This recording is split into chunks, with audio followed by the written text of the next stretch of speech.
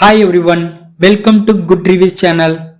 நாம இன்னைக்கு பார்க்க போறது சரண்டர் என்கிற த்ரில்லர் டிராமா மூவியோட ரிவ்யூ தான் பார்க்க போறோம்.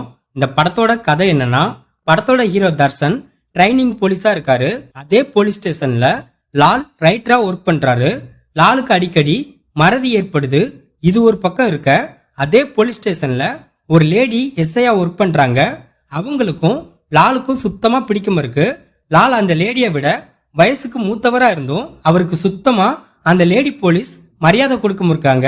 இந்த சூழ்நிலையில அந்த ஏரியாவுல எலெக்ஷன் நடத்த அரசாங்கம் பிளான் பண்றாங்க. இதனால தனி மனித பாதுகாப்புக்காக யாரெல்லாம் துப்பாக்கி வச்சிருக்காங்களோ அவங்கெல்லாம் தன்னோட துப்பாக்கிய போலீஸ் ஸ்டேஷன்ல ஒப்படைக்கிறாங்க.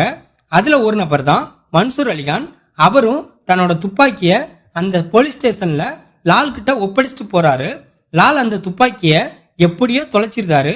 அந்த துப்பாக்கிய 4 நாள்ல ரிட்டர்ன் கொடுக்க வேண்டிய சூழ்நிலை ஏற்படுது.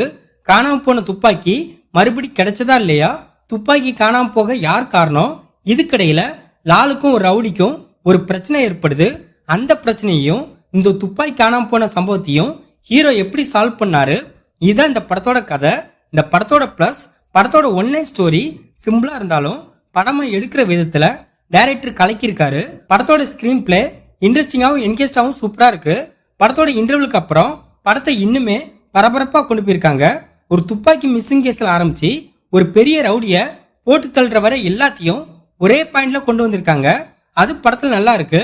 படத்துல போலீஸ்னா என்ன, அவங்களோட டியூட்டி எவ்வளவு கஷ்டம், அதுலயும் மேலதிகாரியோட இணக்கமா இல்லைன்னா என்னென்ன பாதிப்புலாம் ஏற்படும், எவ்வளவு அவமானம் ஏற்படும் அப்படிங்கறத படத்துல டீடைல்டா காமிச்சிருக்காங்க. இந்த படத்தோட மிகப்பெரிய பிளஸ்னா படத்துல தேவையில்லாத love portion, romantic scene, love song இப்படி எதுவுமே இல்லாதது படத்துக்கு பெரிய பிளஸ்ஸா இருக்கு. படத்தோட கிளைமேக்ஸ நீட்டா முடிச்சிருக்காங்க.